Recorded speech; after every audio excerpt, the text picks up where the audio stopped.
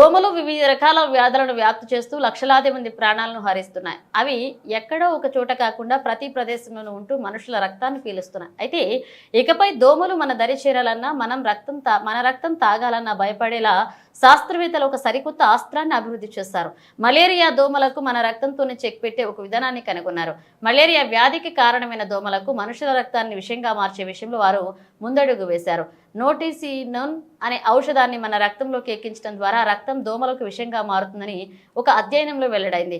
నోటిసినోన్ సాధారణంగా అరుదైన జన్యుపరమైన వ్యాధుల చికిత్సలో ఉపయోగిస్తారు. ఈ ఔషధం దోమలకు ప్రాణాంతకంగా మారుతుందని పరిశోధనలో తెలిపింది.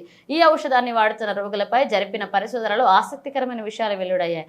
నోటిసినోన్ రోగుల జీవక్రియలకు సహకరిస్తూనే వారి రక్తాన్ని తాగిన దోమల జీవక్రియకు మాత్రం విఘాతం కలిగిస్తుంది అని, ఫలితంగా ఆ దోమలు 12 గంటల్లోనే మరణిస్తున్నాయని గుర్తించారు. నీటిసినోన్ చాలా కాలం పాటు ప్రభావవంతంగా ఉంటుందని, దీనివల్ల మనుషులకు పర్యావరణానికి ఎటువంటి హాని లేదని శాస్త్రవేత్తలు స్పష్టం చేశారు.